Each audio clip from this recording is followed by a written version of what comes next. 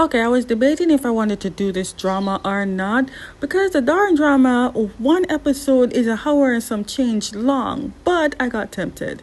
Now, I'm editing on my phone like I always do, and my phone storage is very limited. But if you're seeing this on YouTube or anywhere else that I put this out on, it means it worked out.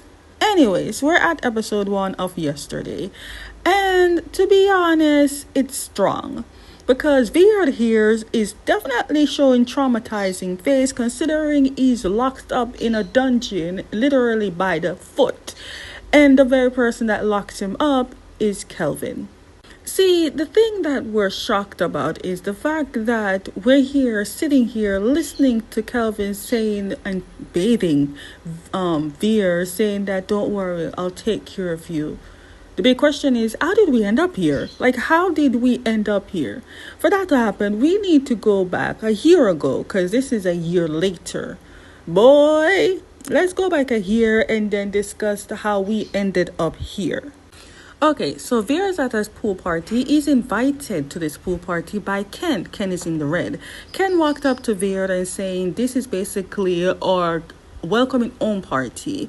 You know, Veer is an elite type of man.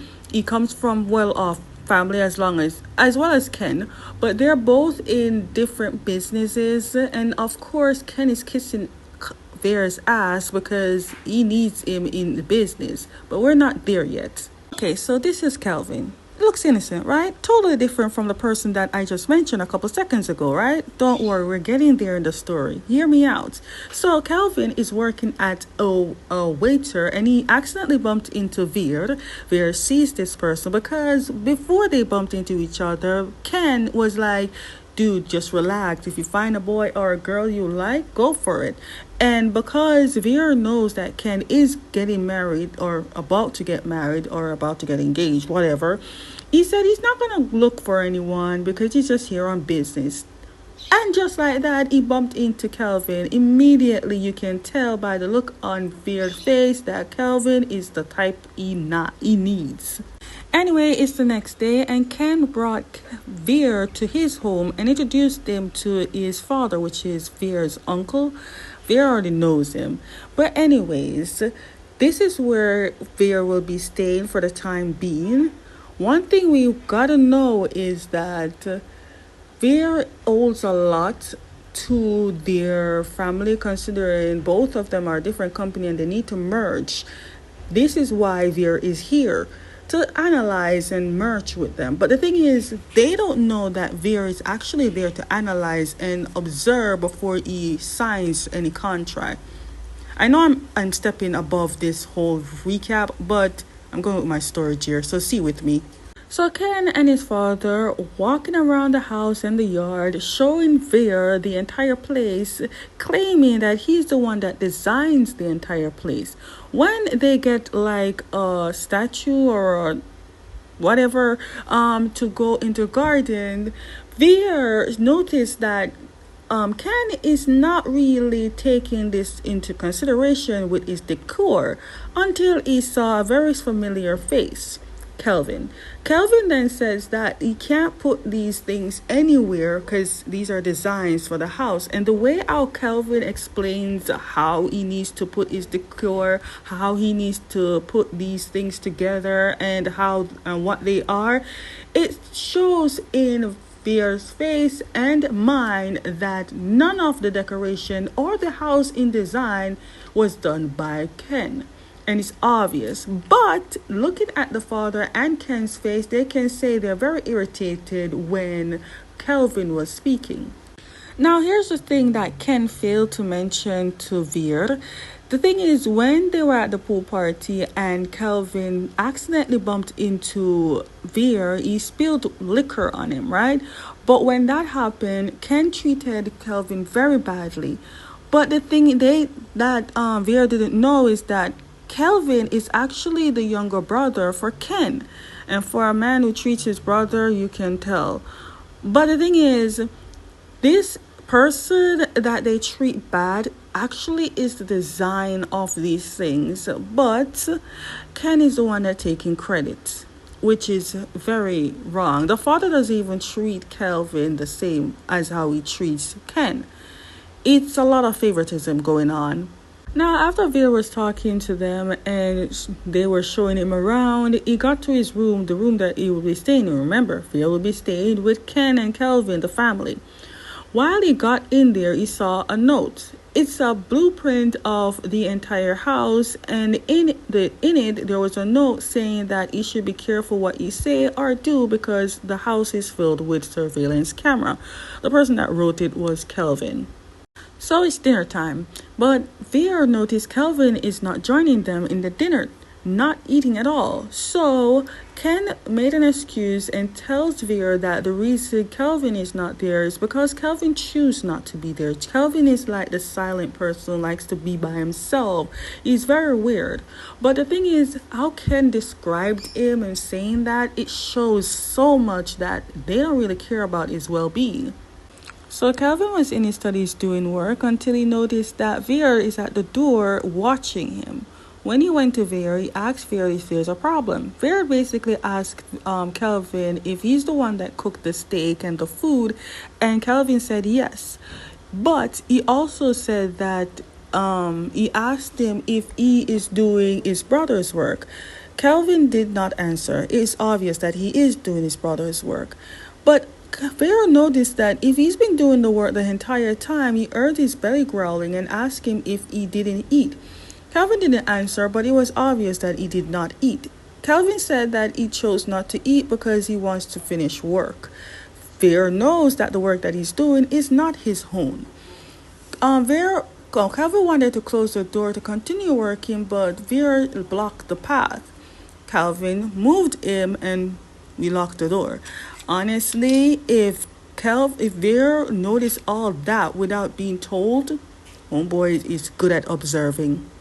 You see this face? This is the face of someone that's actually happy to be staying in this place. And it's not because of purely business, which is why he's there in the first place, but it's actually, he found someone that's very interesting that can make this old business stay less boring and more exciting. The question is, how will he approach that interesting person?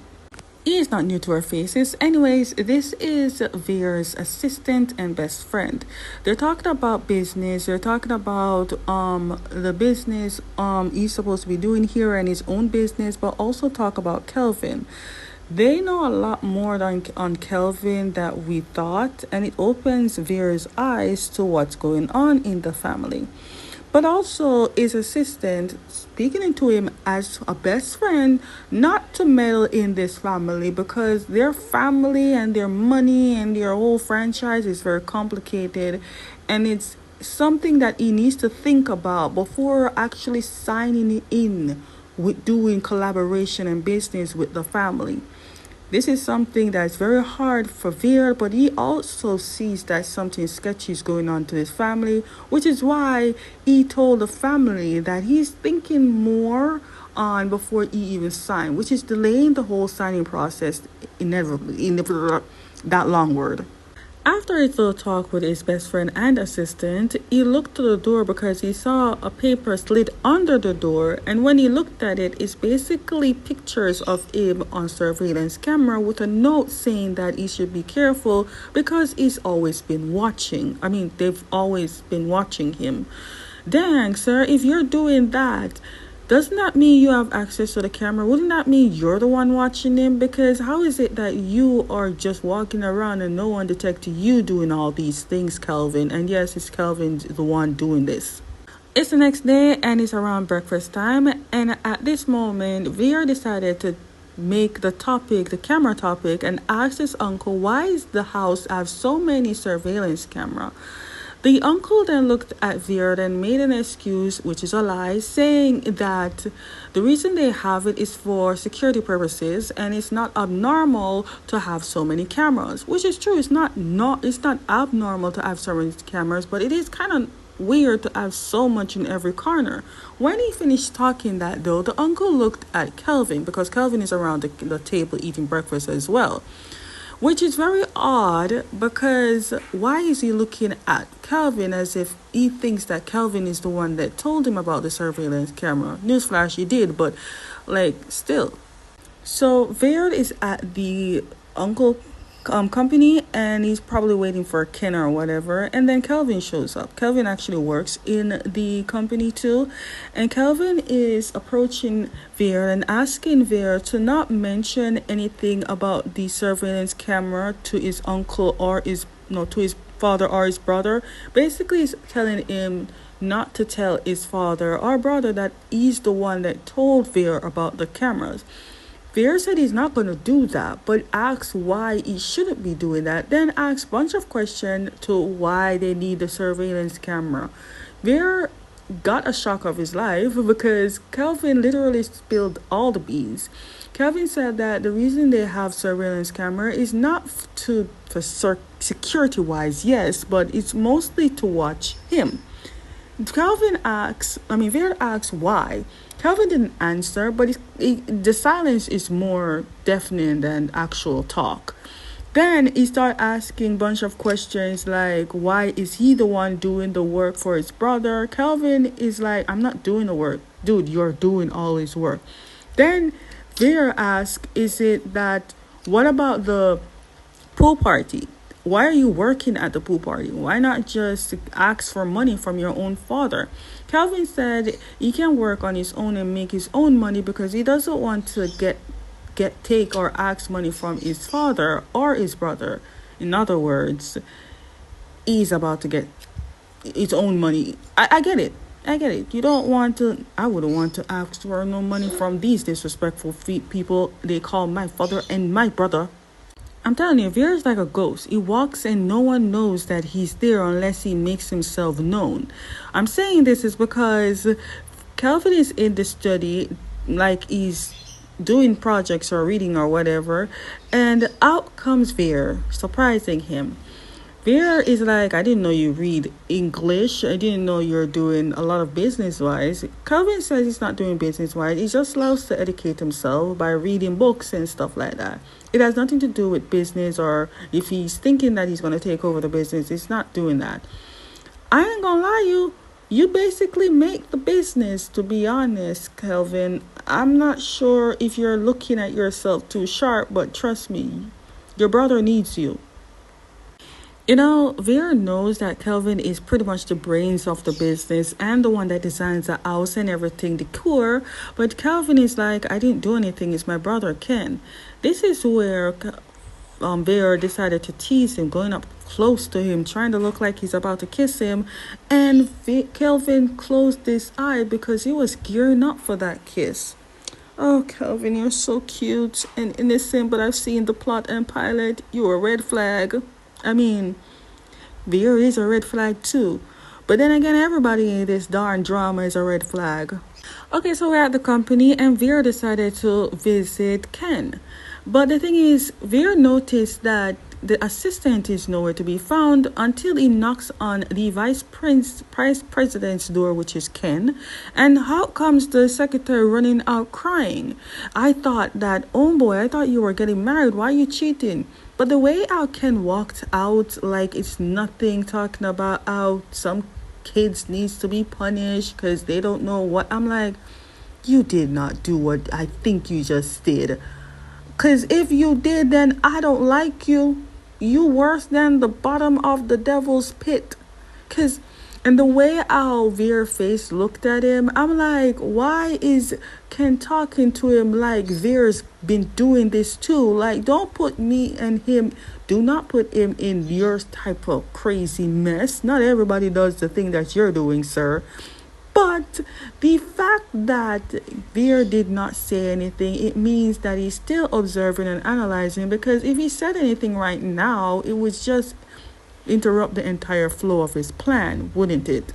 Now, with that, what Veer sees, the thing that Ken doesn't know, the more effed up things that he does, the more it's convincing Veer to not do and be professional about it, and be professionally by not actually collaborating with the company. So what Veer did, Veer kind of made a talk and a sophisticated talk by saying that he's not yet finished thinking about this collaboration and he's postponing the signed contract. In other words, he don't want to sign with you, but he's not saying that because he's not yet confirmed anything yet. Remember, he's still analyzing. He needs one last break to actually say he doesn't want to. Ken, you're stupid, but I don't know how stupid you can go to be noticing that you're getting turned down. But to make matters worse, here comes Kelvin with some documents of projects and a lot of designs and stuff like that he's working on, and he's talking to Ken about these projects, but he didn't realize that Ken has company. Hell, he didn't realize that company is Veer. So while he's talking about these projects, bear in mind all these projects that Kelvin is talking about that he is doing, Ken is the one should be doing these things. And so when he's finished talking about it, he looked up and Ken looks furious. He shouted at him saying that how could you talk about these things in front of our guests and stuff like that. The thing is, I don't give a shit. I'm glad that Kelvin seems to be that one crack that Veer needs to know what he needs to do next. Anyways, Veer sees attention is getting bad, so he told Ken and Kelvin that he's gonna leave the office because he has some urgent matters to attend to. But he didn't went to see no urgent anything. He decided to wait outside for Kelvin.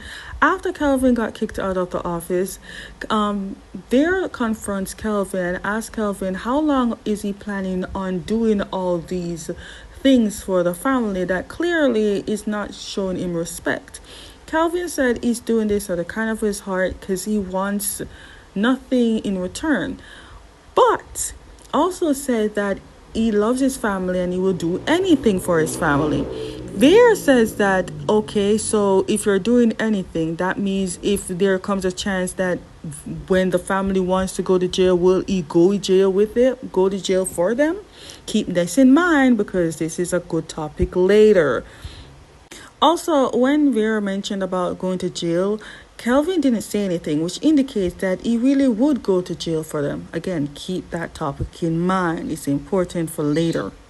Okay, let's introduce. We already know Ken and Kelvin's father. The other guy, bearded guy, he is Ken's bride-to-be. He's the father-in-law.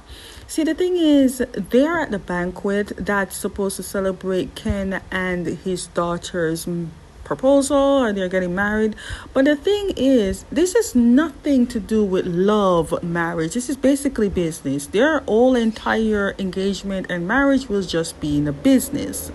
We then see Veer showing up at the event, and it is here we notice that not only does the two men want to collaborate through business wise because they're getting their children to get married, but they also want the family of Veer, the father, to actually collab with them as well, making that a three-way chain in the business. But the father is not there. Veer is the one representing his father, and it's Veer's decision to see how well this whole thing goes out. But it is going not so good because not only if they do get Veer on board, there will be one strong business and there will be so strong against their opponent. But since Veer is kind of like this tough nail to crack or the tough wall, because we already accomplished that the two men are okay with the business because they're making their children get married. There's only one person left, Veer's side. And Veer already know where he stands because he's seen some shady shit. Anyway, we hit a little bit of a problem. See, the thing is, the people have come to the event, but they've been waiting for a while. And that's because the bride has not showed up. Based on how Ken is talking about the girl, calling her a bitch and all that stuff, you know Ken doesn't even like the girl either. It's purely business, remember. But the thing is, they know each other for a long time. So if they didn't like each other for so long, damn, sir, is money really that really important just for, you know what, moving on. First of all, the girl with the bang, it reminds me so much of Lisa from Blackpink. Anyways, the father went to his daughter asking her why didn't she go to the event. bear in mind, homeboy knows that his daughter doesn't like Ken, and she knows that his father knows.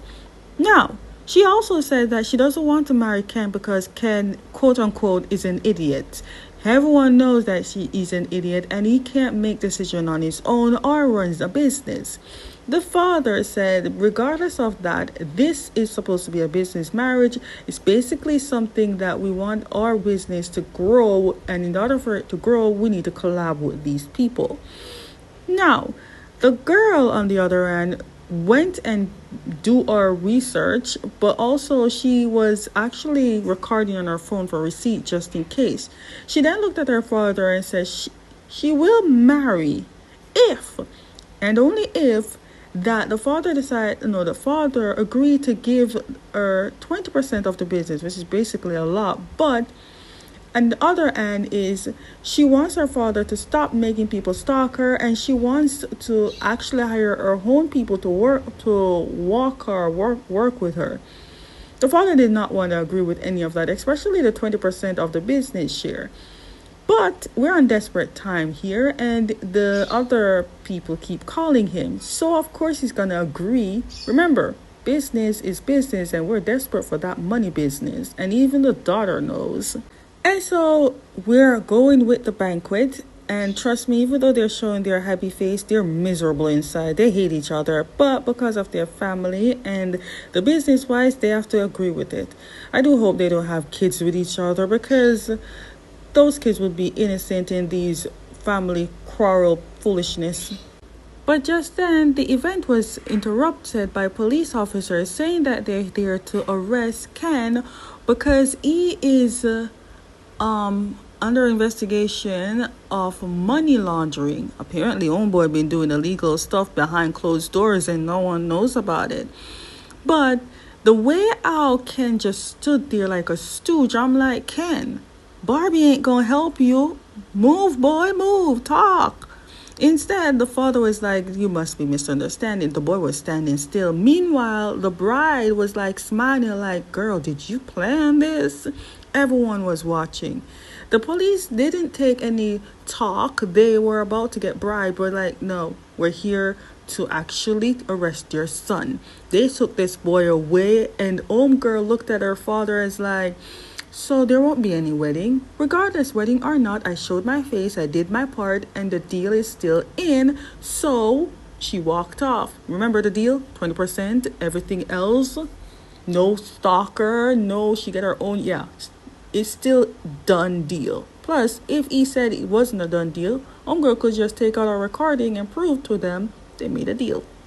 The father is very frustrated and went home and took his anger on Kelvin because he believed Kelvin is the one that got Ken in jail.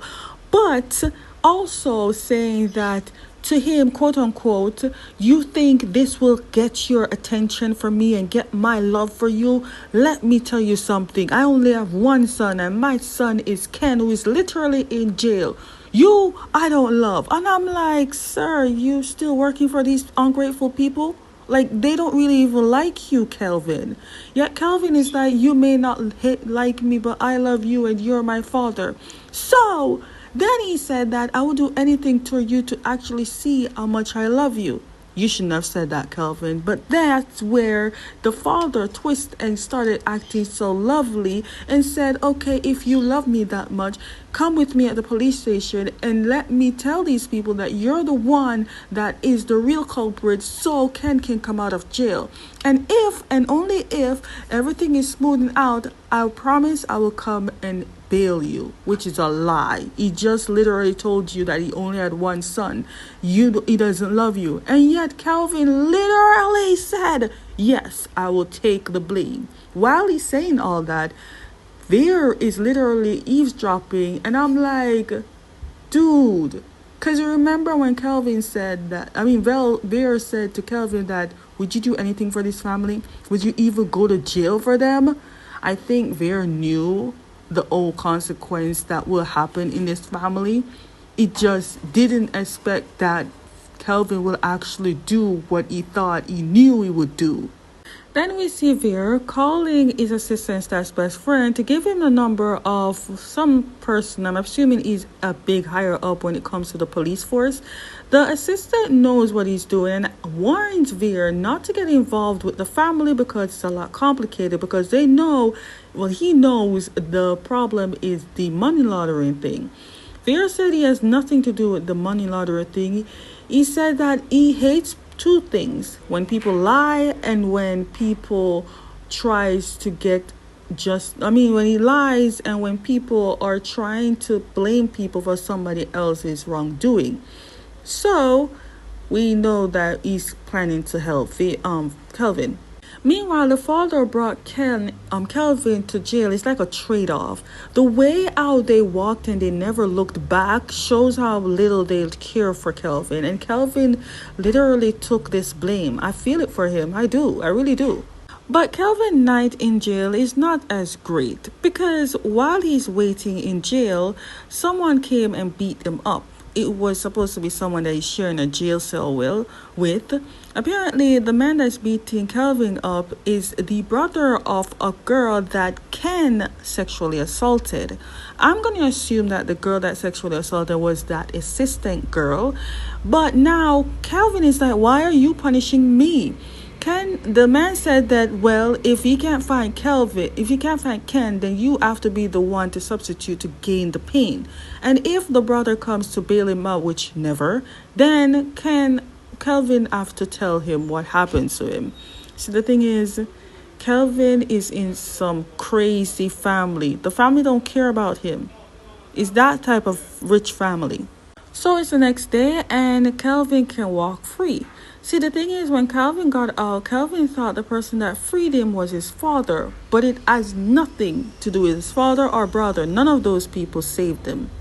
The person that actually freed Kelvin was Veer. I do hate that the fact that Kelvin knows that his father wouldn't save him, but he's probably giving them the benefit of the doubt.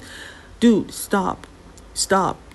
The man literally said, you are not my son. I only have one son. Where in that would you think he would actually take care of you? Will actually keep... Dude, all your life. You can't expect... You know what? I'm done with you, Kelvin. Because if you can't see it clearly, I don't know what kind of glasses you need. Veer said to Kelvin that the reason he's doing this and he freed him is kind of like a repayment for what Kelvin helped him with, which is the surveillance camera thing. But Veer said, if you want to repay me for anything, considering you're good at doing anything for anyone, you can just use your body. But when Kelvin looked at Veer, Veer is like, why are you looking at me like that? You're acting like this is going to be your first time. And Kelvin looked away and Veer is like, whoa, so you're a virgin? And then Veer is like, well, this is going to be interesting. I'm done with this show. I'm not done with the show, but the show is messy and crazy, but interesting at the same time. So Veer took Kelvin to a spot where he can relax and enjoy the view. But the thing is, Kelvin can't see shit because the person that beat him in jail literally broke his glasses. So Veer went close up and it's like, can you see me clear? And I'm like, dude, it's clear as day right now. And at that moment, one boy took this virginity. He took the boy's virginity. Like, it was a car sex at this point. The top was off. Everything was cool. The way how this recap is so long. Again, if you see this, it means that I've surpassed and I actually can, because my phone storage is very thin. But anyways, after that car sex, Veer made it known to Kelvin that he does not look at Kelvin as a lover. He does not love Kelvin. This is just a one-night stand. Just something that he can enjoy for the moment. I'm like, Kelvin, at what point do you value yourself? Everybody looking down at you and you not even realizing this? Kelvin, I take your hand when I say this. I need to hit you in the face because ain't no way you're that stupid to act that. Then again, the way how these people treating you, I get why you can't realize what love is and what not love is, cause Kelvin, I don't know. Anyways, Ken went to his father-in-law and explained to his father-in-law that everything is dealt with. It was all a misunderstanding, and the money laundering thing wasn't his fault, was his brother's fault. But the father-in-law looked at Ken and is like, if it's your brother's fault, why is he free out of prison? I mean, out of jail. Ken then looked at his father-in-law and said that he asked that too, and the police tell them that the reason he let his brother go is because of lack of evidence. Well, that's all that he knows. But the father-in-law said that this has stained a big image on them, like a big stain on our business. But if there's anything that goes like this again, then he's going to make sure that Ken does not set foot in this business, and he's going to make sure that he goes down hard. Ken then said he won't let any of that happen, but then the father-in-law said the only person that they need to be on their side in this business is Veer's father, which Veer is the one in charge of this whole contract thing. And if Ken can get that contract signed and be a business and make this a three-way business, then and only then the father-in-law will definitely accept him and acknowledge him as a good person. Okay, so Ken went home, went to talk to Veer, tried to explain to Veer that everything that he went through with the police and the money laundering thing was not his fault and that he has handled it. And they can now talk about business, and then he start talking about how it will be good and none of these problems will occur. But unfortunately, Veer told him, because he can't hold this any longer, he can't delay anymore. Veer told Ken that he will not be signing any contract with them and that he will not be doing business. Unfortunately, there won't be any collaboration or business with them, and that this will be his last time staying with them. So this is just what he wanted to tell them before he leaves. This obviously is not good, because this is the one thing that Ken was supposed to secure, and he can't do that either. Hey, the girl said he's a dimwit and an idiot. I'm just saying, you can't secure these things. That's why you're the vice president. You ain't the president of the business. You can't even do this right. Before Vera leaves, though, Vera went to Kelvin's room to tell Kelvin that he's about to go home and that he will no longer be staying with them. Before he leaves, though, he then gives Kelvin his phone number to tell him that to call him whenever he misses him. But when when Veer was leaving, Kelvin showed a face of he didn't want Veer to leave, which is very shocking, because with the bust down in that car, of course he doesn't want you to leave. Which got us to the present day, where we see Kelvin and Veer in like a dungeon area. Now, the thing is, Veer is trapped, like literally trapped, because when he looked, he's handcuffed by the foot. He can't go anywhere. Here's what I think. It's a two-way street. He had a scar on his face, and I feel like the reason he has that is because Veer got hit in the head either by Kelvin or someone else and dragged down into this basement. Now, also, I feel like Kelvin did this because his father and brother must have asked him to do that. He can't do this on his own, right? But at the same time, he's willing to do this. Anyway, this is just episode 1 and it's getting interesting. I can't wait for episode 2. Also, I'm apologizing for the background noise. I have no control over that. Anyways, bye bye.